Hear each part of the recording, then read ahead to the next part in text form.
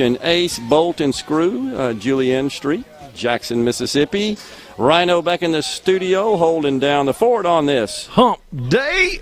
And joining us now on location here at Ace Bolt and Screw, our good friend, the Commissioner of the Mississippi Department of Agriculture and Commerce, Mr. Andy Gipson. Good afternoon, Commissioner. Thanks for coming out today. Good afternoon, Gerard. Thanks for having me, and thanks to Ace Bolt and Screw for hosting us out here on this beautiful June the 23rd. It feels like summertime, but it does. Not as bad as it's going to be. It's going to get real hot for long. I've been spending some time, Commissioner, visiting with the folks here and just looking around the facilities and talking to some of Ace's vendor partners. This is a great Mississippi company. We should be proud to have such organizations that have stood the test of time. They treat their customers right. They treat their staff right.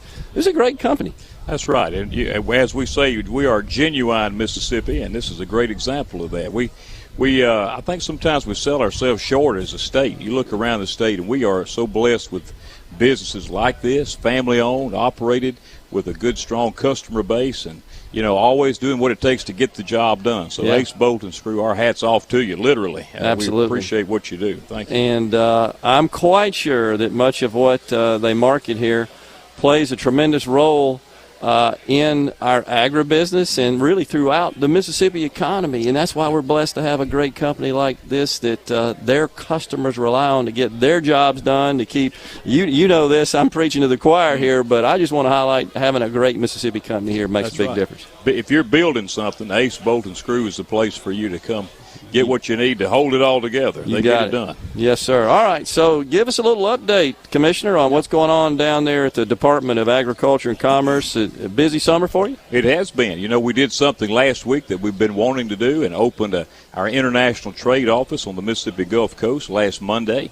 We'll be working with local businesses on the Gulf Coast, aquaculture, seafood, promotion of that, and conducting some trainings through the Southern United States Trade Association to help promote our products on the Gulf Coast. And really appreciate the opportunity to work with the great folks, for example, at DMR and other agencies down there, and primarily, though, working with our businesses and our three ports. With three ports on the Gulf Coast that we have really got huge potential for. They're doing a great job now, but so much more potential to grow. So that's one of the big things we had been working on before COVID. We're finally able to get that off and get that done. We've been getting a lot of calls about the rising prices of everything from lumber to meat to, of course, fuel, even fuel. And I got a few numbers here looking around the country. Corn has gone to $7 compared to $3 just last year. And if you look at vegetable oil, it's going up 124%. Grain, cereal prices, 36%. Wow. Dairy's up 28%. Meat's up 10%. And sugar's up 57%. Now, there's a lot of factors to that. But those are the things that hit home, and people are concerned about it. And fuel, you go to gas up at the gas pump, fuel's going up. So many of these things are driven by the good old classic principle, supply and demand. Sure. And when you've got people who are not working, people who are staying home, and people cannot get workers to, for example, unload freight. That's a big logistical challenge right now. You can't get people to work in the shops. You can't get people to process meat. Well, that is hurting our supply, and it is causing, at the same time as demand is rising around the country, these prices to go up. And the best advice I can give folks is get back to work. That's what we got to do. Around America, get back to work. Now, Mississippi, I appreciate what the governor's done, but I still wonder if people are not, some of the folks just not going back to work due to all the unemployment that's out there, unemployment payments. Right. And upcoming child tax credit payments starting to drop in July. That's right. We've talked about it extensively on the air, and it's concern. It's not a shortage problem we have, except really worker shortages. When we can get people back to work, we can produce what we need. But in the meanwhile, these prices are going up. And I can tell you this, farmers are not getting paid more. Farmers are hurting worse than anybody, whether it's beef prices or beef cattle, or whether it's timber. The prices are being made somewhere in the processing part of the supply chain. In the supply chain, and maybe even the transportation. Logistics, no doubt about it. It takes 8 weeks right now to ship something from the West Coast to Mississippi.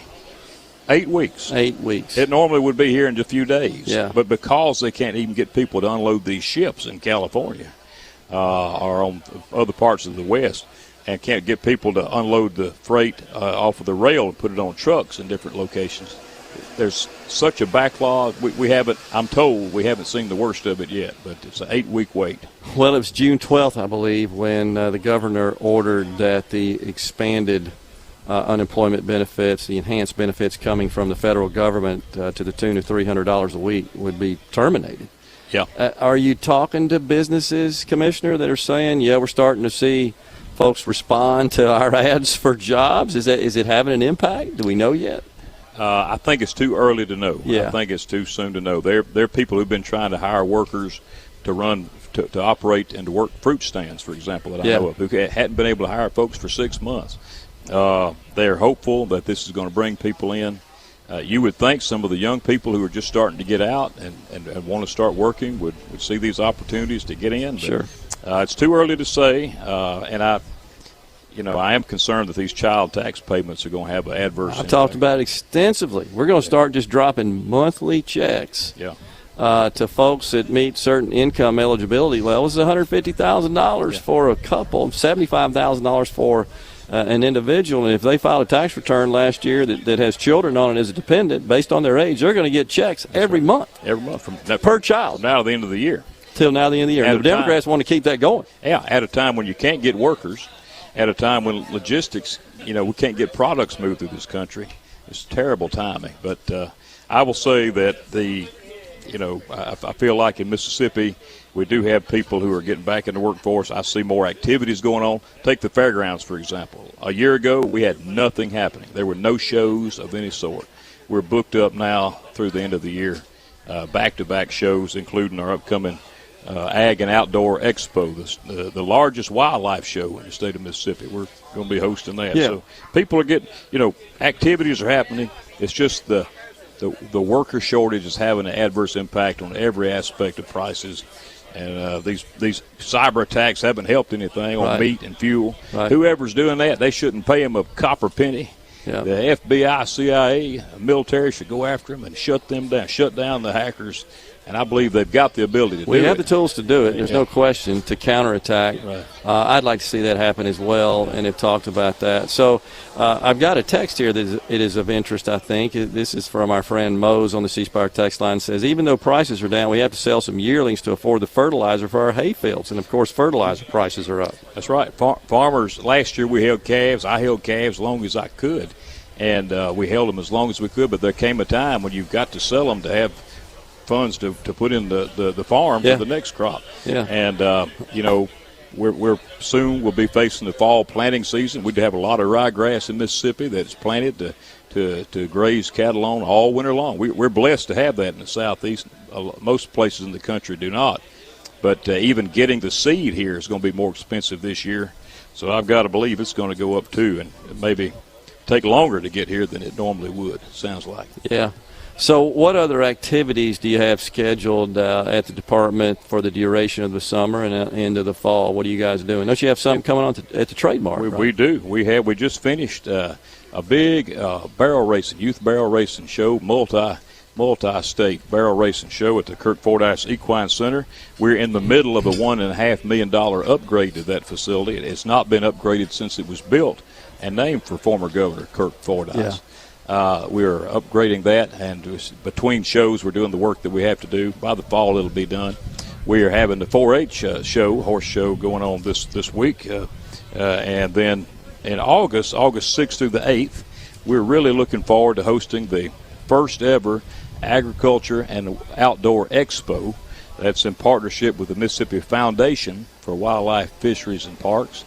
And it's going to be the biggest wildlife show in the state of Mississippi. We have almost 300 vendors lined up at this point in a brand-new Trade Mart. I think it'll be full. We'll have activities on the outside. There's archery competitions going on. That's awesome. Have equipment and everything. Agriculture and wildlife go hand in hand. Yeah. This is exactly the kind of show I think Mississippians are going to come out to enjoy. Plus, we've got some good country music artists coming to town. Truly showcases our state. That's right. Commissioner, thanks so much for coming on today. Also, a big hello to the former gentleman from Simpson County, from his former chairman, Mr. Jeff Smith. Just wanted to let you know you're doing a great job. Mr. Chairman, thank you. Hope you're doing great. Good. Look forward to seeing you soon. Commissioner Andy Gipson has been our guest. We so appreciate him coming by today. We'll come back with more talk here on the